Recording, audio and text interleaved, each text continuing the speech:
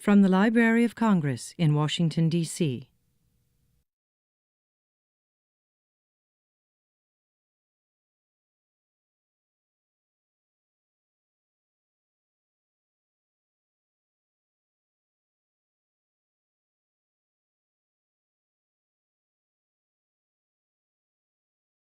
Good afternoon.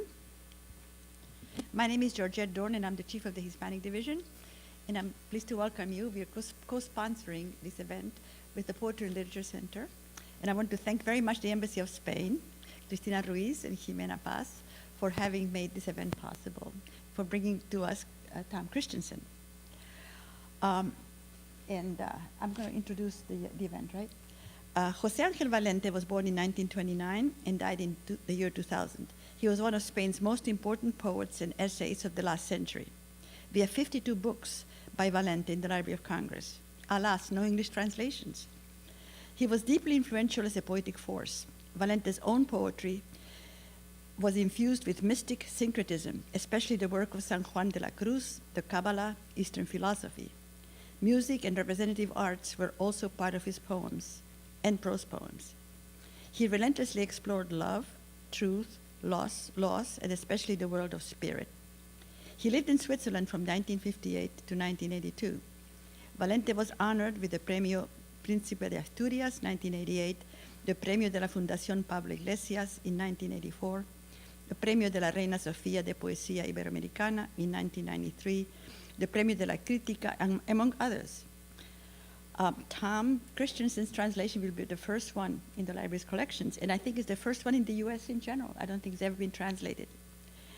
Tom Christensen has translated The Landscape with Yellow Birds, which is a wonderful edition, beautifully done by Archipelago Books. And I want to thank Archipelago Books for bringing Tom to us. He's the author of 1615, The World in Motion, and New World, New Words, Recent Writings of the Americas. Tom has also translated Julio Cortázar, Carlos Fuentes, Alejo Carpentier, and Louis-Ferdinand Céline. He often works with his wife as a co-translator, and I want to welcome her too. It is a pleasure to introduce Tom Christensen.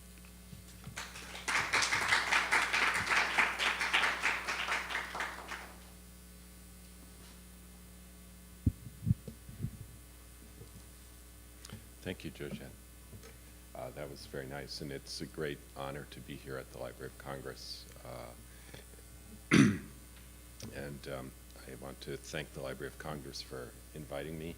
I'd like to thank the Cultural Office of the Spanish Embassy. They produced this nice brochure of all the things that they have funded for this year, promoting the culture of Spain, and it's a great thing when a government supports and promotes its arts, and so thank you very much for that. Excuse me, I woke up yesterday and I had no voice at all, no voice, and I have, 4 events in 5 days. I thought this is a disaster, and then I remembered that José Ángel Valente is sometimes characterized as the poetry of silence. So I thought, well, maybe it's all right. But bear with me if my voice cracks up. And thanks to Catalina for showing me around the Library of Congress, this wonderful building. It's very beautiful. Over here, I think I saw 4 Stradivarius violins, and that is terrific because one of the things that is very seldom mentioned about Valente's work is that, to me, and Georgette, I hope that you feel the same, it's very musical. And one of the things that I tried to capture when I was translating his poems is the musicality of his verse, which the critics have not much talked about that, but to me, it's very prominent, a very prominent part of his work. I just want to elaborate very briefly on what Georgette was saying about Valente, and then we'll do a little reading and take some questions if there are any. He was born in Galicia, and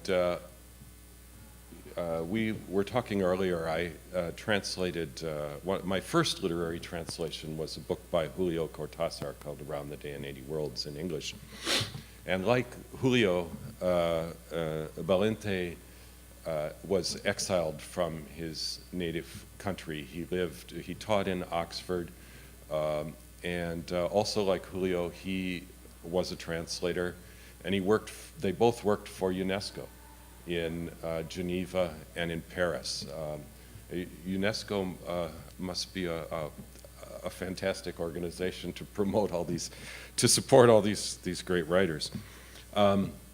In the 1980s, he returned to Spain. He lived in Andalusia in the south of Spain.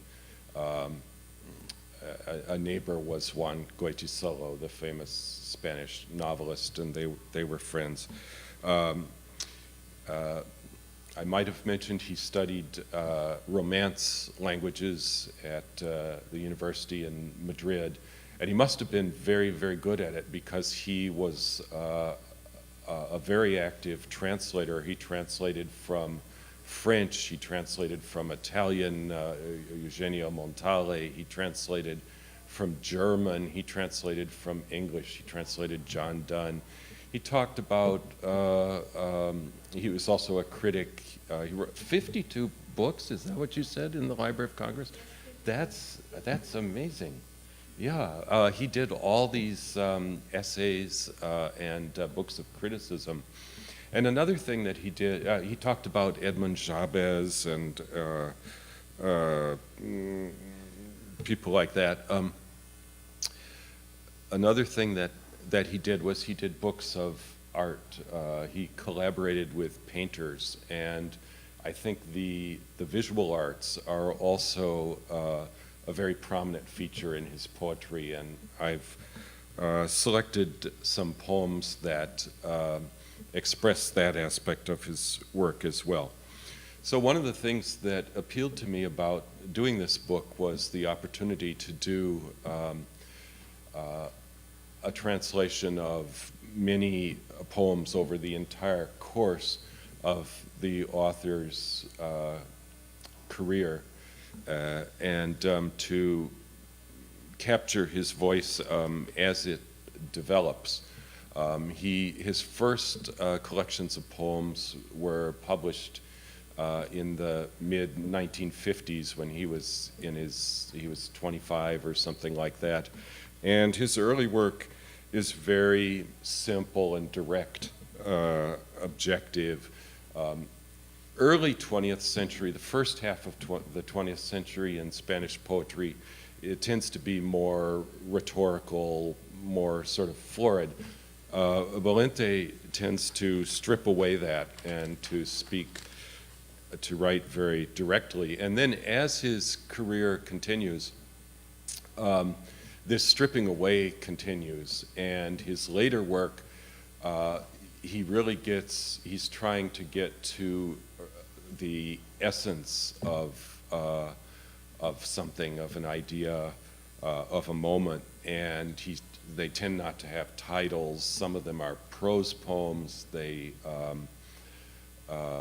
may be only a sentence long, and so he gradually sort of discards the apparatus of the traditional apparatus of poetry, and is very interested in reducing form to its essence.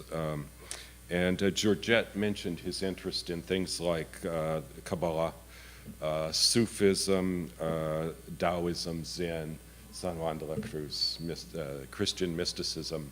And so in his later verse, he's very interested in, well, I talked about his interest in art. In art, you talk about figure and ground, and there's a poem that's exactly about this in this collection.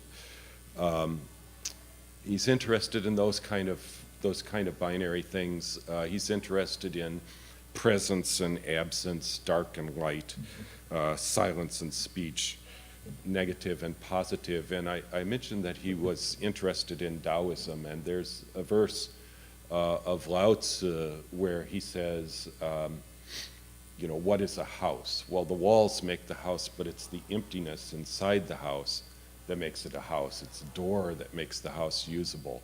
A bowl, it's the emptiness in the bowl that makes it be a bowl.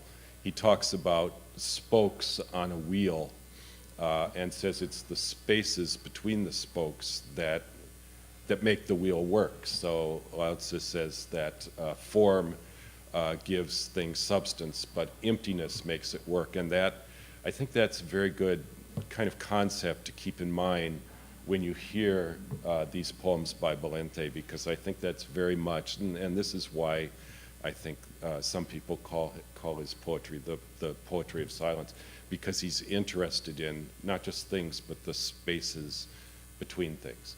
So, well, let's get to a little reading.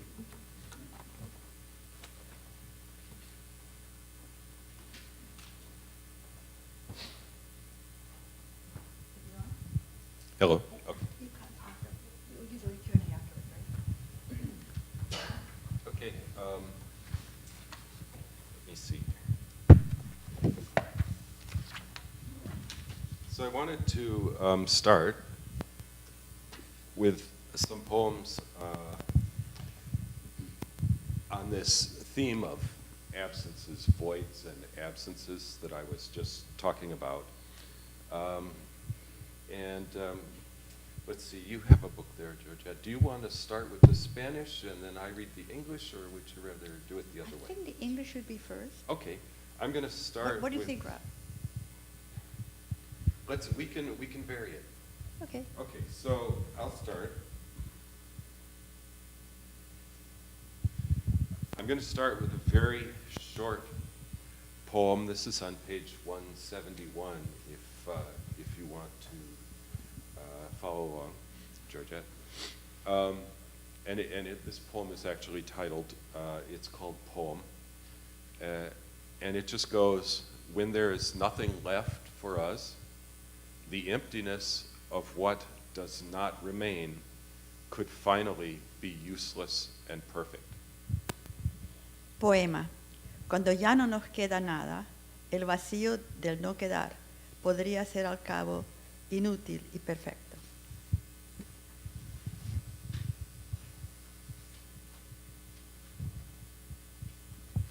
Here's another short one.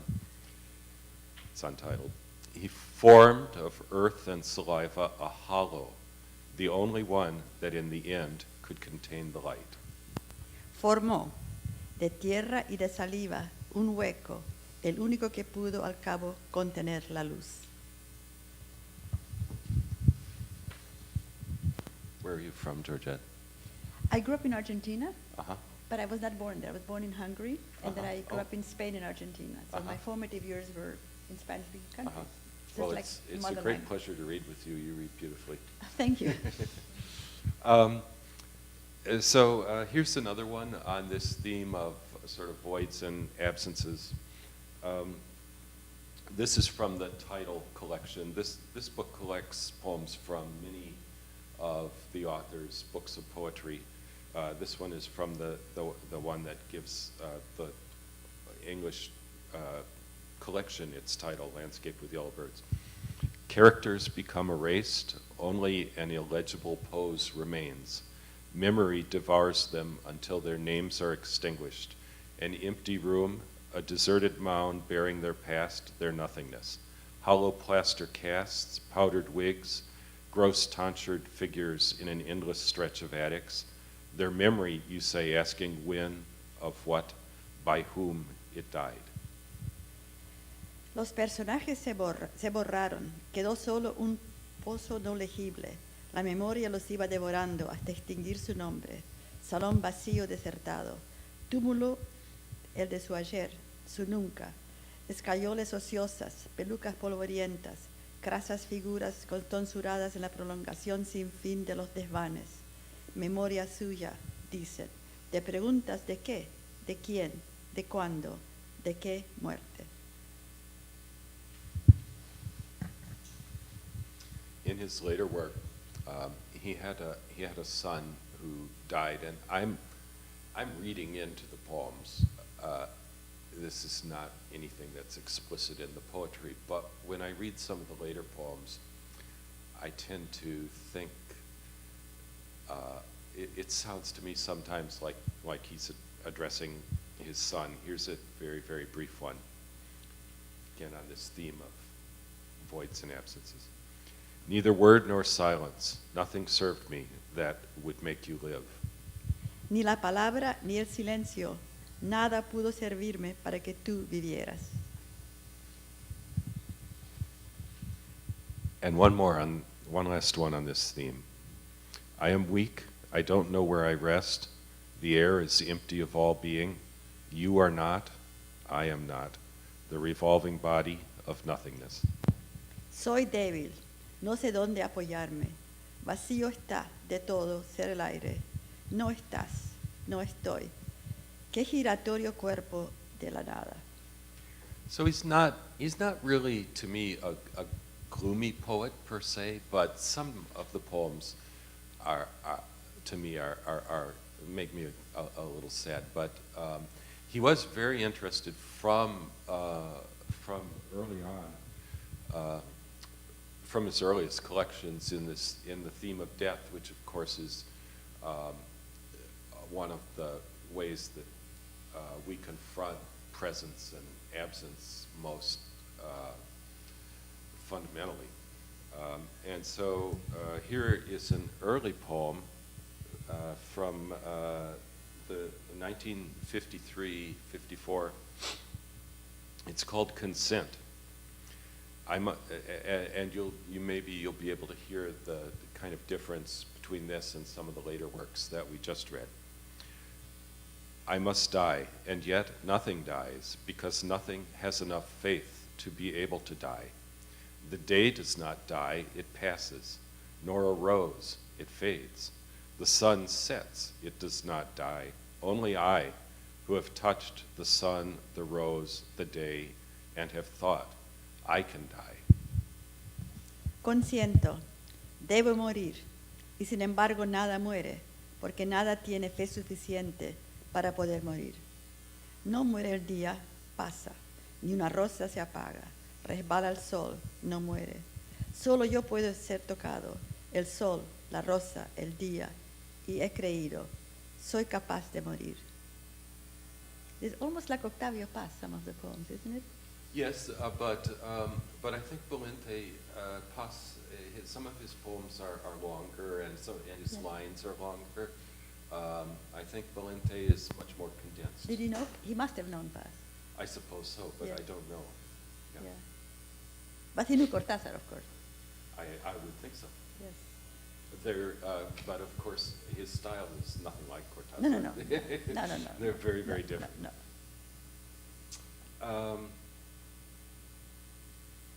So, how are we doing on time? Fine. Okay, then let's go on to a poem called Death and Resurrection. Still on this theme of death. Now, if it gets too heavy for you with all the death, just wave your arms and we'll move on to another theme. It wasn't you, it was your remains. Then, after so much dying, it wasn't the body of death. Death has no body. Translucent was the place your body was. The stone had been removed. Your body wasn't you. What survived in the end was transparency. Muerte y resurrección. No estabas tú, estaban tus despojos. Luego y después de tanto morir, no estaba el cuerpo de la muerte. Morir no tiene cuerpo. Estaba traslucido el lugar donde tu cuerpo estuvo. La piedra habría sido removida. No estabas tú, tu cuerpo estaba. Sobrevivida al fin la transparencia. Here's one that, for no real reason, again, I think of as being about his son, and that's just my personal interpretation. The appointed time, you miss the meeting, absent. Absent, the final form of your blind hope, the broken flight of evening, and the explosion at the end of so much darkness. La hora puntual, no acudiste a la cita, ausente, forma final de tu esperanza ciega, el vuelo roto de la tarde y la explosión al fin de tanta sombra. Here's one from late in his career where you can kind of sense that he's gone even farther with erasing the kind of artifice of traditional poetry. Sometimes I feel so close to death, and this was done maybe 7 or 8 years before he died of cancer. Sometimes I feel so close to death. I wonder to whom such an observation can be useful. In the end, we do not write about what is useful, I think. So why not articulate a trivial truism? The proximity of death is the meeting of two flat, empty surfaces that melt away from mutual repulsion. Is that all? I don't know. To pass to the other side is insufficient without the true memory of the witness that I have failed to accurately transcribe. A veces me siento muy próximo a la muerte. Me pregunto a quién puede serle útil esta observación. No escribimos al fin sobre lo útil, pienso. ¿Por qué no decir, pues, una evidente trivialidad? La proximidad de la muerte es el encuentro de las superficies planas y desnudas que repeliéndose se funden. ¿Eso tan solo? No sé. Pasa al otro lado, no es bastante sin el testimonio cierto del testigo que no he acertado aún a transcribir. And one more. If after death we rise, if after death I come to you as I had come before, and there is something in me that you do not recognize because I am not the same, what sadness to die, knowing never will I attain the shape you held for me, so deep within myself, as if you were me, had filled me completely. For now, so blind is this separation, so doomed this wall of words, suddenly frozen, at the time I need you most, when I call you, and at times you look at me still with tenderness, born only from memory. What sadness to die, reach out to you, kiss you desperately, and since the mirror does not reflect my face, unfelt by you, whom I loved so much, my longing without presence. Si después de morir nos levantamos, si después de morir vengo hacia ti, como venía antes, si hay algo en mí que tú no reconoces porque no soy el mismo, qué dolor el morir, saber que nunca alcanzaré los bordes del ser, que fuiste para mí tan dentro de mí mismo. Si tú eras yo y entero y me invadías, ¿por qué tan ciega ahora esta frontera, tan a ciego este muro de palabras, súbitamente heladas? Cuando más te requiero, te digo, ven y a veces todavía me miras con ternura nacida solo del recuerdo. Qué dolor el morir, llegar a ti, besarte desesperadamente y sentir que el espejo no refleja mi rostro, ni sientes tú a quien tanto he amado, mi anhelante impresencia. Now, I'd like to read a few poems on, I mentioned that he was interested in the visual arts and did books on visual arts. And so I'd like to read a few poems on that theme. The first one is called The Vase, and this is an early poem from the late 1950s.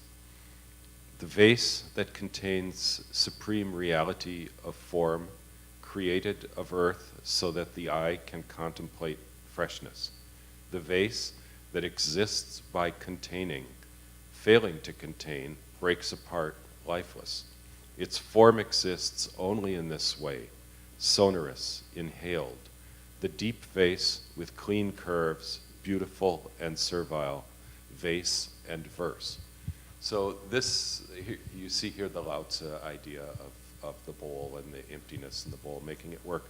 And also from the standpoint of translation, the last line has a kind of a play on words that I tried to catch in English. In Spanish, it's el cántaro y el canto, and in English, I rendered it as vase and verse. El cántaro que tiene la suprema realidad de la forma, creado de la tierra para que el ojo pueda contemplar la frescura. El cántaro que existe conteniendo hueco de contener se quebraría inánime. Su forma existe solo así, sonora y respirada. El hondo cántaro de clara y curvatura, bella y servil, el cántaro y el canto. It's more musical in Spain. Yeah. In Spanish. Well, we do our best. Yes. No, I know, but I mean it's a different language. Yes, yes. Well, I'm glad that you hear that musical quality, because as I say, the critics don't talk about it much, but Oh I yes, think it's very, amazing. Yes. very much there. Let's try another one. You know, English is such a much larger language Yeah. than Spanish. It's 5 times as wide. Yeah, that's right. That's what Borges said. Uh-huh, uh-huh. So 60,000, 600,000 It's enormous. It Yeah. creates words all the time, Uh-huh, constantly. yeah, Yes. that's right. Yeah. Another one on this theme of the art object, the sign. In this slight object shaped by man, a bowl of sun-baked mud, where the endurance of anonymous material forms a signal or a sign, its fragile form compacted across generations, surviving against time. The gaze slowly reaches around the thin invention, formed by hand with a fragment of earth, rough and alive. Here, in this object on which the pupil pauses and returns and seeks the axis of proportion, resides for a moment our being, and from it, another life unfolds its truth, and another pupil and another dream find their most direct response. El signo. En este objeto breve a que dio forma el hombre, un cuenco de barro cocido al sol, donde la duración de la materia anónima se hace señal o signo. La sucesión compacta, frágil forma, tiempo o supervivencia, se extiende la mirada, lentamente rodea la delgadez de la invención, lo que puso la mano en esta poca tierra tosca y viva. Aquí en este objeto, en el que la pupila se demora y vuelve, y busca el eje de la proporción, reside por un instante nuestro ser, y desde ahí otra vida dilata su verdad, y otra pupila y otro sueño encuentran su más simple respuesta. So in the after the war in Spain, there was a lot of discussion about what poetry is or ought to be, and there was a lot of talk about poetry as communication. This is an early poem, and I think you see a little bit of that issue here, where the maker of the vase or whatever it is kind of communicating through the centuries to the person who's looking at it in the present. And then as Valente's career goes along, he becomes more interested in self-discovery and this kind of almost mystical aspect that we were talking about earlier. Here's another one. I mentioned absence, presence, dark light. This one is about what in the visual arts is called figure and ground. And this is from the early 1970s.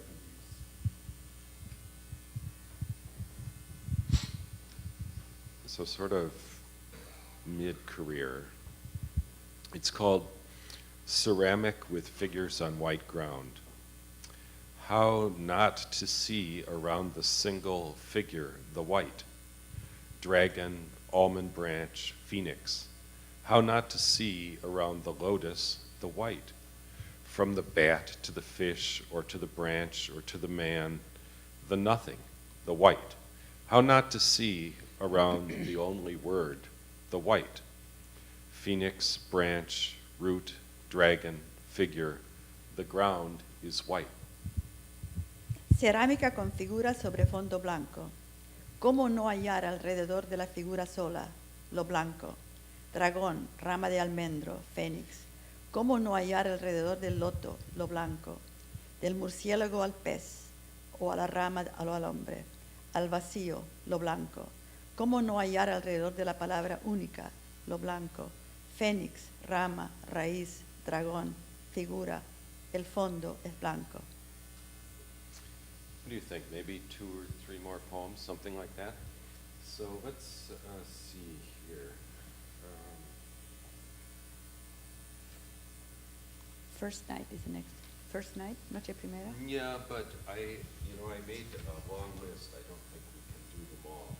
Well, you have to tell me which one because I have Yeah, them in order. I'm going to tell you. I have them in order. Yeah, I know. Let's skip ahead about 3 to one called Material. So, for Valente, Materia. yeah, we were talking about the substance and the emptiness, and for him, poetry, the language of poetry is almost a physical thing, and he's very interested in the materiality of poetry.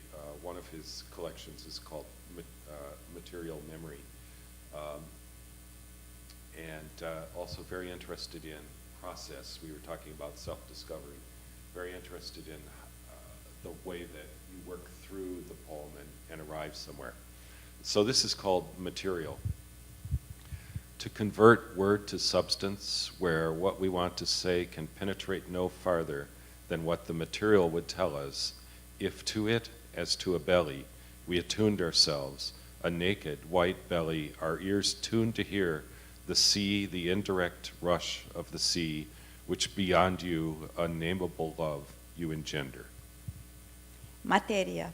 Convertir la palabra en la materia, donde lo que quisiéramos decir no pueda penetrar más allá de lo que la materia nos diría, si a ella, como a un vientre delicado, aplicásemos desnudo, blanco vientre, delicado el oído para oír el mar, el indistinto rumor del mar, y que más allá de ti, el no nombrado amor se engendra siempre.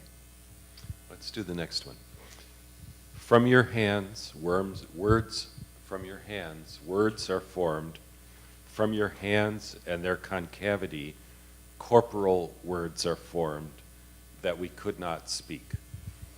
Con las manos se forman las palabras.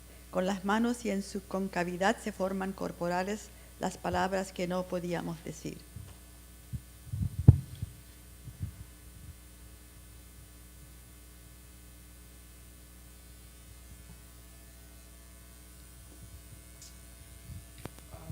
A few ahead, do you see one called In the Mirror? Your image. In the Mirror? In the Mirror. It's page 267. It's very short, just one sentence. Go what? I'll give it to you. Más allá de love is in what? It's quite a bit further down. Maybe so. Okay. In the mirror, your image has faded. When I looked at myself, you were no longer there. Sorry. En el espejo se borró tu imagen. No te veía cuando me miraba. So one more, I think. One of the things that all this interest in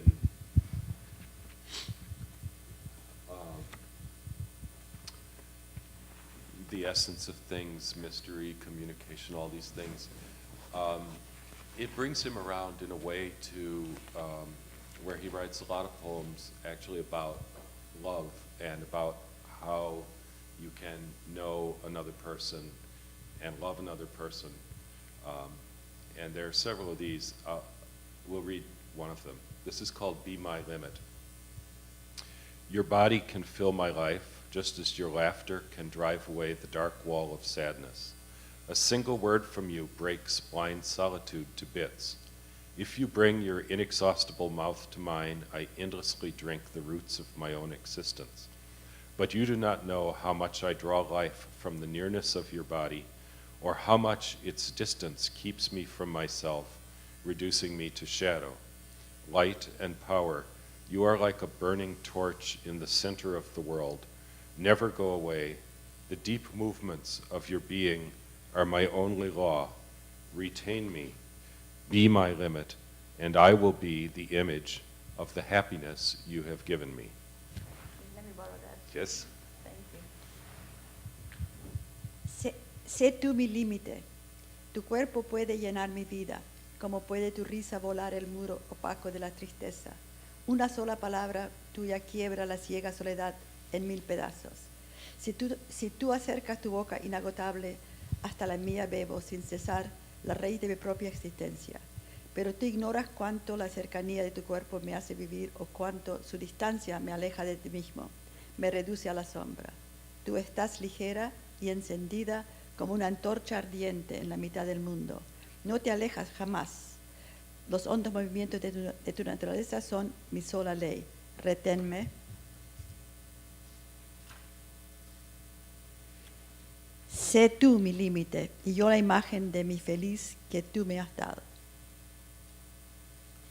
So I think that's kind of a nice enough selection of Valente's poems. Give you a sense of who he is. There are a lot of them here, so if you like him, you're in luck. I think that Robert Casper, the head of the Poetry and Literature Division Center of the Library of Congress, is going to we're going to have a little talk about translation. Is that right? Indeed we are. Thanks everyone for coming out today.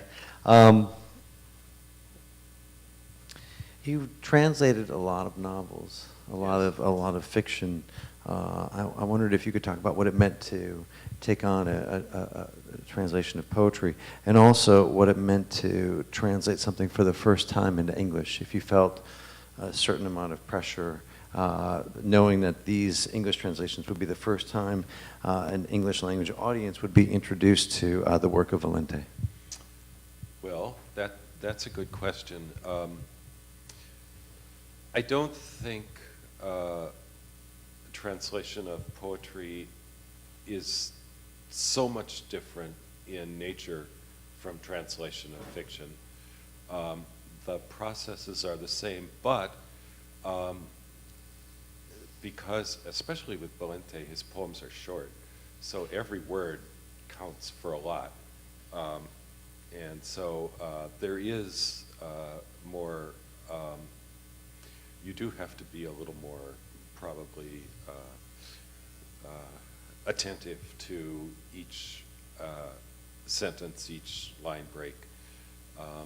As far as translating him into English for the first time,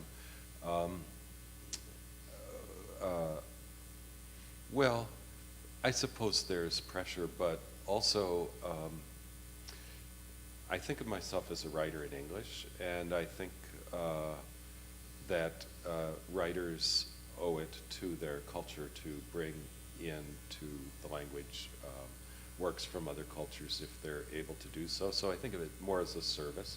So so I suppose there's pressure, but I also think I'm kind of doing a service. And in this edition from Archipelago Press, because it's facing page bilingual, people have the opportunity to see the Spanish, and I know there are many cases where the Spanish is more musical or has more force than the English, but you know, you do what you can, and sometimes you can even bring new things, elements in, try to balance everything out. Speaking of the musicality of the poems in Spanish and your efforts to replicate that, maybe there are a few other instances you can show in poems that you've read where you had particular challenges with words or phrases that you had to sort of find ways to solve. Above and beyond the poem that the Vase and verse last line of the poem you read. Mm-hmm. Well, I think that in terms of the rhythmic quality of the poems, the interplay of syntax and line breaks is the main thing that creates the musicality of the poems. Of course, also the sounds of the words. Let me read one.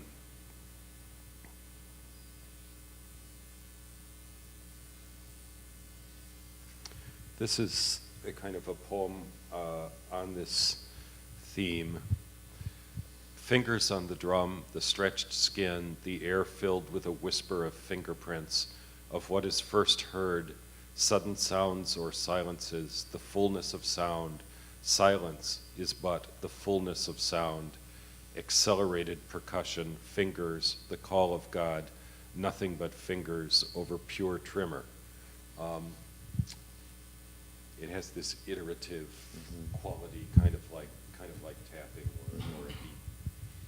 And you were able to replicate that from the same kind of rhythm that it existed in the original in Spanish? Yeah, often you have to turn the sentences around a little bit between Spanish and English, but you can't have the exact same thing because then it would be Spanish, but you can have, you try to get an equivalent in the target language. Yeah, and it's interesting too that the example that you selected was a prose poem.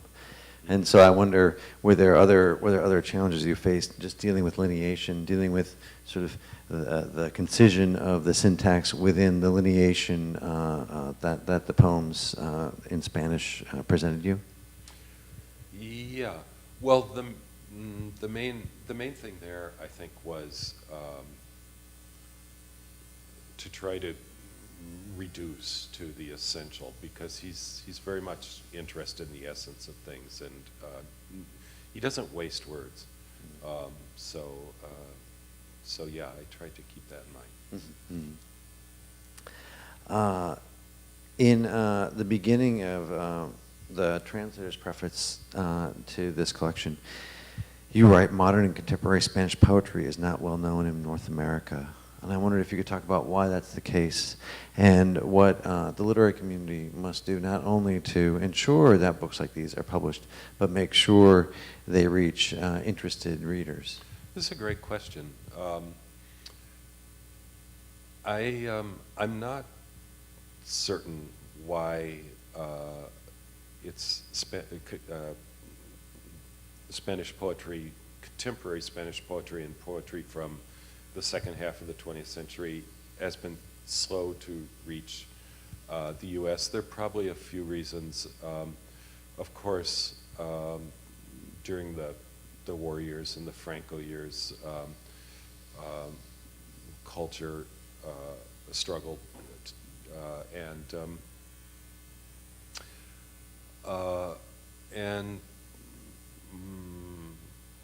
I think, how long has the Cultural Office been promoting Spanish poetry so actively? Yeah. My sense is that there's more. I used to run a book publishing company called Mercury House, and I would get things from the French equivalent all the time, and they always had grants and things promoting their culture. I think that Spain is doing that wonderfully now, beautifully, and I mentioned that program with all the rich offerings that you have. But I'm not sure that it was that way in, say, the 1970s. And so that's part of it. And then another thing is, I think after the war, the poetry scene, speaking specifically of poetry, the poetry scene in Spain became kind of fragmented, and poets were going in a lot of different directions. So for American readers, it's difficult to get a handle on it because it's not one clear, simple thing that is easy to access. So I hope that, and I think with the work that Archipelago is doing and some others, Green Integer, Dalkey Archive, New Vessel, and so on, that I hope this will maybe start, kind of break the ice, and maybe we'll see some more Spanish poetry. So, well, I'd love to open up to questions from you in the audience. If anyone has a question, yes. Going back to the last question, regarding the slowness for Spanish poetry to be over here in Redmond, it's my general belief that this country's poetry has pretty much lost the audience that it once had in the 1920s during the modern movement anyway. So that was the first thing that came to my mind. yeah. As an overall, sort of negative environment, right? Literature and poetry in general. I was wondering what you seem to think about that. And I'm thinking especially about James Joyce's essays. Yeah. Well, before I was at my publishing company, Mercury House, I was at a company called North Point Press, and we published poetry there. And I was a senior editor, and the editor-in-chief was a person named Jack Shoemaker. And Jack used to say that he knew everyone who bought poetry books in the country personally. I mean, it's a small market, and there's no economy, supporting it, with the exception of, some grants and donations that have happened. So it's a labor of love, and so it's going to,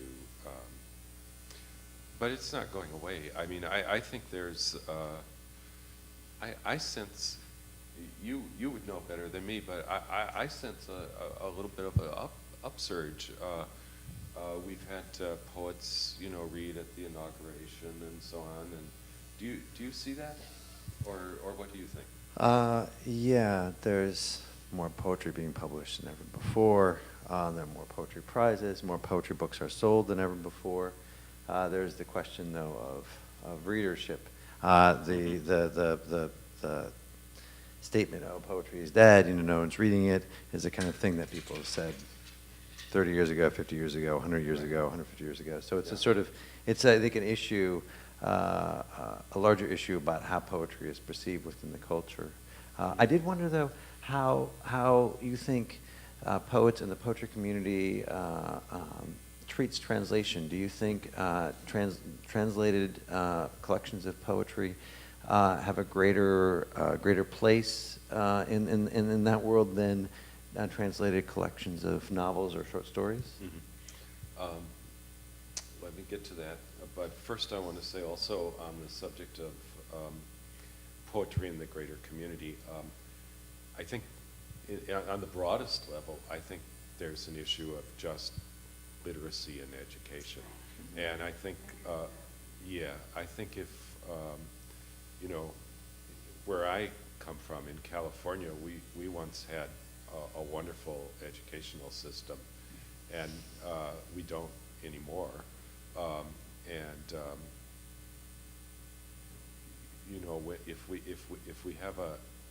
If we really invested in education, then that would benefit poetry and many other things.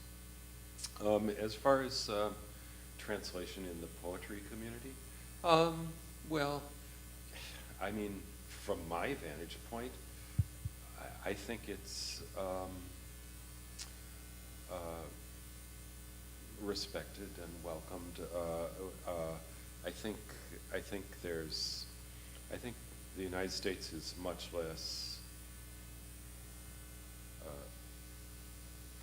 the progressive literary community in the United States is much less insular and isolated than maybe it was at one time, and everybody understands, you know, it's a globalized world, and there are things we can learn from poetry and translation.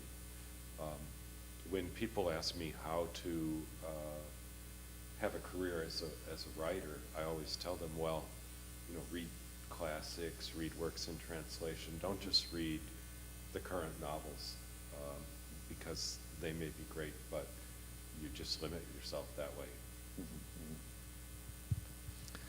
So any other questions? Yeah, go ahead. Fernando.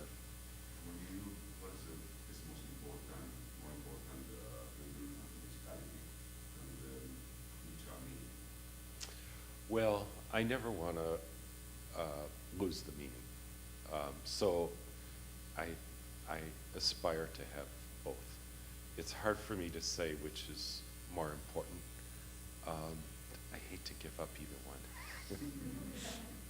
Are there moments so that you felt like, as you were in the middle of a poem, you felt like, well, I can either choose to be more to which fealty I will have, you know, towards a word that might sound more in keeping with the Spanish, and a word that might mean be closer to meaning. If you put a gun to my head, I would probably take the one that's closer in meaning, because it's a facing page facing page bilingual book, and so you can follow, if you have any ability in the source language, you can kind of follow. So I would probably do that, but I don't agree to allow that gun to be put to my head. I try to have both. Yeah. Yes. It goes on the same line of your approach to the translation. Uh-huh. That I've read a lot of poetry translation, and sometimes they get like really far away from the text, like really abstract. Yes. And I think maybe your approach is a little bit more literal. Were you thinking about that, taking that approach of literal, because the poems are so short also? Right. So there's a whole range of different possible approaches to translation. You can be very kind of word for word, and then you can have lots of little footnotes explaining what the words mean and so on the one hand. And then on the other hand, you can be very free, like Joe Levine's translation of Three Trapped Tigers by Guillermo Infante is really a new book compared to the Spanish. Or I translated Carlos Fuentes, and he told me that he went to Russia and they presented him with a translation of his book, A Change of Skin, Cambio de Piel, and it was just a thin little book. Well, the Spanish is, you know, this thick, and he said, well, how can this be? And they said, oh, well, we took out all the parts that we didn't think people would like in this country. But no, I try to keep a kind of, I take the middle way, but I do try to respect the original and not be too free with it. Do you think those two approaches, the more literal and the more sort of interpretive, serve the same cultural function? Well, I think, for example, you might have a very literal.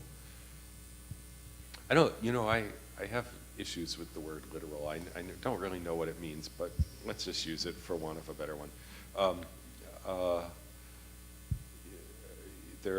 You might want a very literal translation of, say, a religious text, the Bible or something, where you want to know exactly what that word means in the original.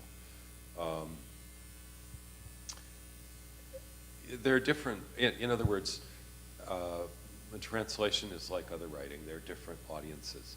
So you might do a translation for scholars, you might do a translation for general readers, and so on. And so your choice of where you are on that spectrum can partly be determined by what the purpose and the audience of your translation is, if that makes sense. I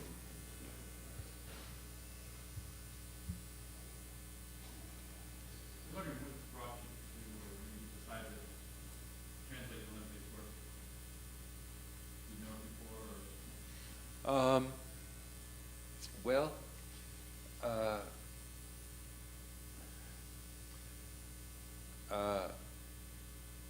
I felt this big gap. Speaking of absences and voids and absences, I felt this big gap in my knowledge of like what happened in the second half of the 20th century in Spain. And I had just finished a book on the early 17th century, and I was thinking of doing something very different. And I was introduced to Valente and intrigued by, he's kind of unique, you know. He's very unusual, and then when I got deeper into him, I thought, well, this would be great fun to do this writer all the way over the course of his career, from the early years to the end, and kind of fill in that gap a little bit.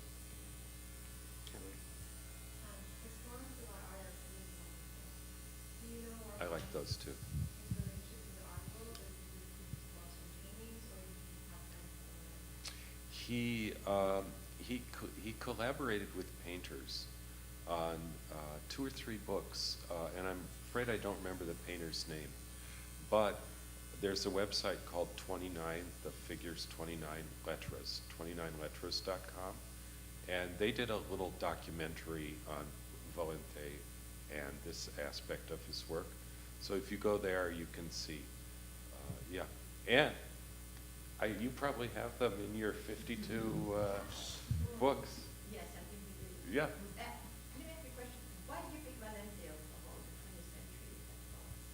Oh, well, I don't know. I mean, I guess I liked him, and I could have picked someone else, I suppose, but